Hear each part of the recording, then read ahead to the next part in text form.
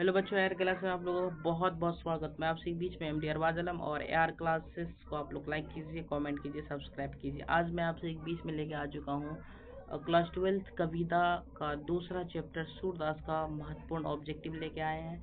इसमें 30 ऑब्जेक्टिव है और ऑब्जेक्टिव को पढ़ लीजिए, आपका एक भी ऑब्जेक्टिव छूटने वाला नहीं है। 3-4 नंबर आपके यहाँ से फिक्स हो जाएगा। तो चलिए बात ज़्यादा नहीं करेंगे, हम लोग सीधा टॉपिक पे आते हैं। पहला क्वेश्चन है, राजस्थान मैथिली खड़ी बोली आदि साहित्य भाषा का विकास किस काल में हुआ था? इसका सीधा आंसर हो जाएगा मध्यकाल में हुआ था। किस काल में हुआ था? मध्यकाल में हुआ था। उसका दूसरा नंबर हम लोग देखते हैं, भोजन करी नंद अचमन लिनो मांगत सूर जुठनिया। क्या है? भोजन करी, क्वेश्चन है भोजन करी नंद अचमन लिनो मांगत सूर जुटनिया। कहता है शीर्षक कविता की है, किस कविता की है? तो सूरदास के पद की है। किसका बोला? तो सूरदास के पद की है।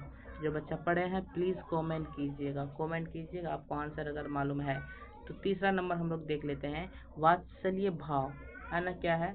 वात्सल्य भाव के सर्वपरि निम्न में से कौन सा कवि है? कबीरदास है क्या?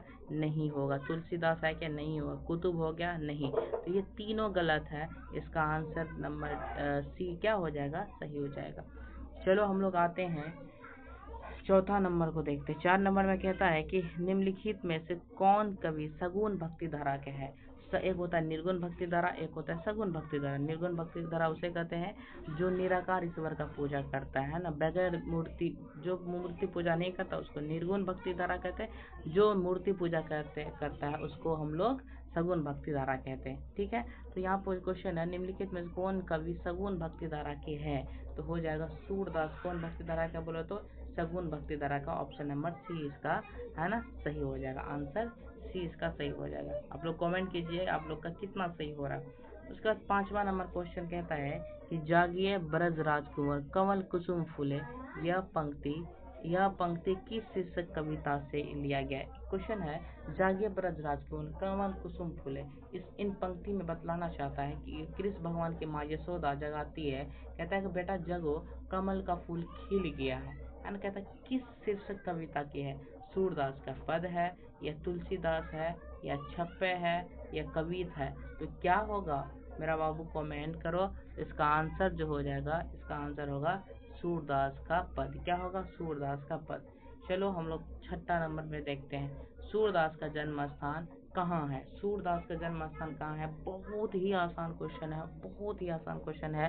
अगर आपसे पूछेगा सिही नामक ग्राम, सिही कहाँ पे है बोलो? तो सिही में सूरदास का जन्म स्थान कहाँ है? सिही में सूरदास का जन्म स्थान है। ठीक है, उसके बाद हम लोग आगे 7 नंबर क्वेश्चन देखते हैं, राधा रसकली किसकी रचना है? राधा रसकली किसकी रचना है? तो राधा रसकली जो है वो सूरदास की रचना। किसकी है बोले? तो सूरदास की है। उसके बाद आगे हम बात करते हैं है ना, किसकी रचना श्रीमद् भगवत गीता की पद्धति पर द्वारा स्कंदों में हुई थी? किसकी रचना श्रीमद् भगवत गीता के पर द्वांश स्कंदों में हुई थी? तो आपको आंसर पता है तो कमेंट कीजिए। इसका हो जाएगा सूर सागर। क्या बोले? तो क्या हो जाएगा? मतलब इसका हो जाएगा सूर सागर की। क्या हो जाएगा? सूर सागर की। उसके बाद क्वेश्चन नंबर 8 की तरफ हम लोग चलते हैं, साहित्य लहरी किसकी रचना है? अगर हम बात करें साहित्य लहरी, राधा रसकली, ये सब किसका है? सूरदास का। किसका बोले? तो सूरदास का। अगर वीडियो अच्छा लग रहा है तो प्लीज़ आप कमेंट करके लाइक, सब्सक्राइब नहीं किए तो सब्सक्राइब कर लीजिए। उसके बाद बेल आइकन को ऑन कर दीजिए ताकि मैं आपसे बीच में आ सकें। उसका 10 नंबर कहता है, भगवान श्री कृष्ण किस कवि के पूज्य थे? तो हम लोग पढ़े हैं कृष्ण भगवान किसके पूजते? किसके? तो सूरदास के है ना। सूरदास को बहुत मानते थे और उसका पूजा भी बहुत अच्छे तरीके से क्या करता था। ठीक है, 11 नंबर में देखते हैं, निम्न में से कौन सूरदास की कीर्ति है? सूरदास की कीर्ति कौन है? 11 नंबर में पूछ रहा है सूरदास की कीर्ति कौन है? तो इसका तो सिंपल सवाल है, सूर सागर क्या है? सूरदास की कीर्ति है। तो इसका आंसर क्या हो जाएगा? आंसर ये हो जाएगा, सूर सागर क्या है इसकी कीर्ति। उसके बाद 12 नंबर कहता है कि सूर सागर के कवि कौन है? तो हम लोग पढ़े हैं सूर सागर के कवि है सूरदास। कौन है? सूरदास। बहुत ही महत्वपूर्ण ऑब्जेक्टिव है, प्लीज़ आप लोग वीडियो को पूरा देखिए। अगर आप लोग को आंसर आ रहा है तो कमेंट करके लीजिए। तो सूर काव्य में 3 प्रधान विषय हैं। कौन है? बताओ तो, है ना। संस्कृत है, अंग्रेजी है, हिंदी है। क्या है बोलो तो, संस्कृत है, अंग्रेजी है, हिंदी है ना। उसके बाद क्या, विनय भक्ति वात्सल्य और प्रेम श्रृंगार, कोई नहीं, हिंदी फारसी भाषा। तो इसका आंसर क्या होगा आप कमेंट करके बताइए।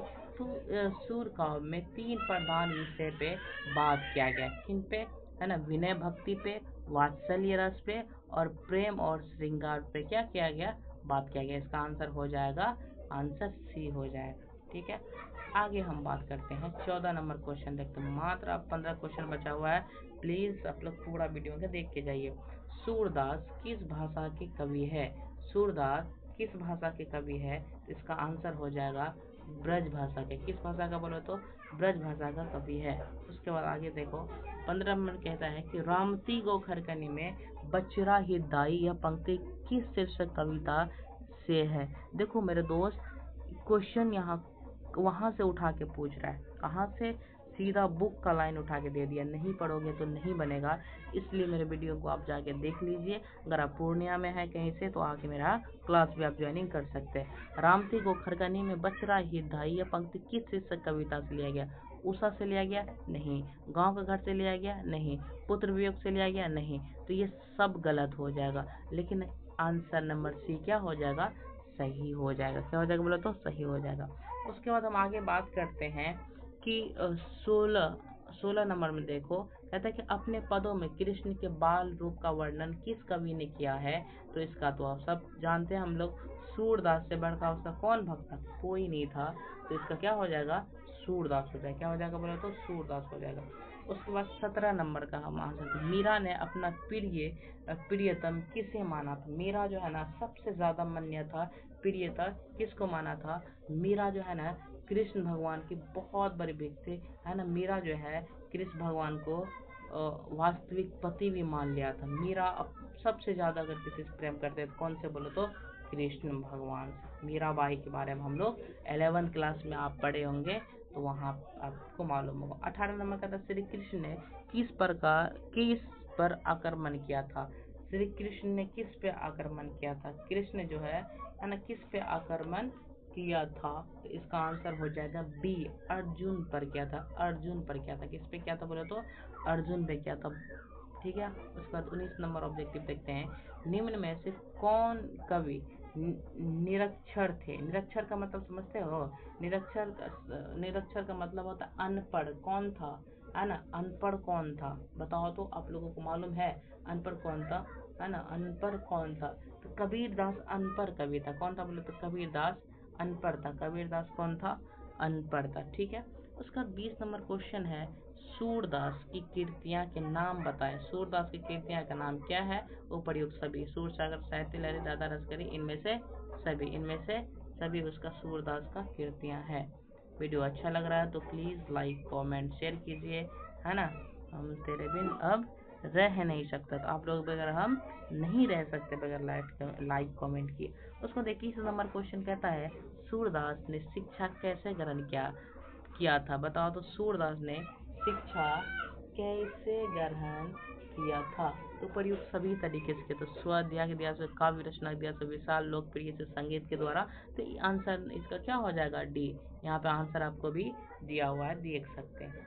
आगे हम लोग बात करते हैं, अष्टछाप में किस प्रकार के कवि को रखा गया है ना? अष्टछाप में 22 नंबर देख लो, 22 नंबर अष्टछाप में, है ना, किस प्रकार के कवि को रखा गया है?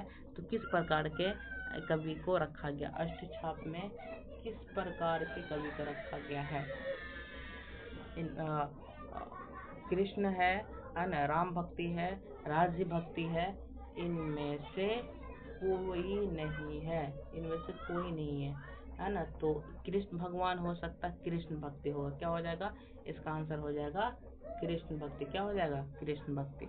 आगे हम लोग 23 नंबर देखते हैं, किस कवि की पंक्ति है ना, किस कवि की पंक्ति है, कछु खात कछु धरने गिरावत। धरने मतलब होता है धरने, किस कवि की है? हम लोग पढ़े हैं, है ना, सूरदास का पद है। क्या है, सूरदास का पद है। आगे हम लोग क्वेश्चन देखते हैं 24 नंबर क्वेश्चन, फटाफट करते हुए चले जाते हैं क्योंकि आप लोगों को खाना पीना भी खाना है। किस कवि की पंक्ति है कि कछु खात कछु धरने गिरावत, छवि ने रखती नंद रनियात। हम लोग तो ये पढ़ चुके हैं, सूरदास का पद है। ठीक है, आगे देखो 24 नंबर की तरफ हम लोग बढ़ते हैं। निम्न में से किसे हिंदी साहित्य का सूर्य कहा जाता है? तो हिंदी साहित्य का सूर्य किसको? तो सूरदास के अलावा कोई है ही नहीं।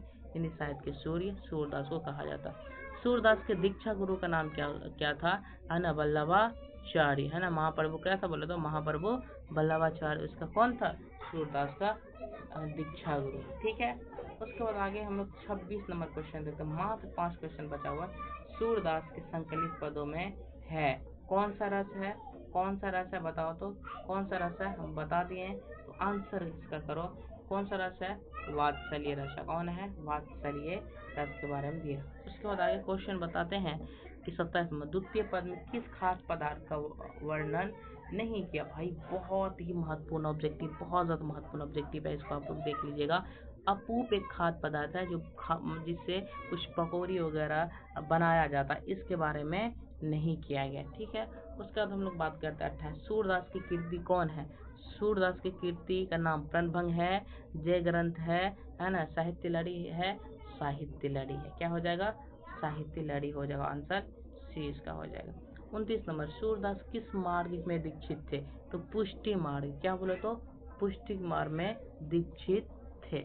उसके बाद आगे हम लोग आते हैं, वल्लभाचार्य से मिलने से के पूर्व सूर किस भाव के दैन्य में थे? तो दैन्य वाला। कैसे बोले तो?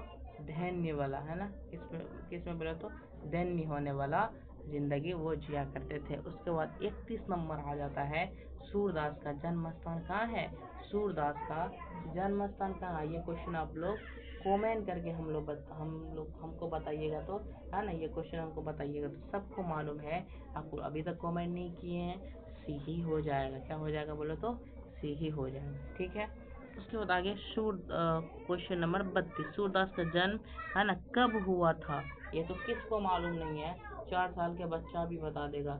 सूरदास का जन्म कब हुआ था? जल्दी कमेंट करके बताओ। तो अनुमान कहा जाता है 1478 में हुआ था। कब हुआ था? 1478 में सूरदास का जन्म हुआ था। उसके बाद सूरदास का निधन कब हुआ था? ये तो सबको मालूम है, 1583 को सूरदास का क्या हो गया था बोलो तो? निधन मतलब मृत्यु, मर गया था। ठीक है, उसका 34 नंबर क्वेश्चन आओ बताते हैं। ये लास्ट क्वेश्चन है, प्लीज यहाँ तक जो बच्चा देख लिए, और दुआ है मेरा वो कामयाब होगा, आगे बढ़ेगा, एग्जाम उसका बेहतर जाएगा। लेकिन जो बच्चा वीडियो देख के है ना चला गया होगा, उसके लिए हम क्या ही बोल सकते हैं। अल्लाह ताला उसको भी क्या करे, कामयाब करे, उसको आगे। सूरदास की अभिरुचि किस काम में था? सत्संग में, कृष्ण मुक्ति, उपयुक्त सभी। सूरदास को सब सारा काम करने में अच्छा लगते थे। है ना, यहाँ तक 34 ऑब्जेक्टिव क्या हो गया? कंप्लीट हो गया।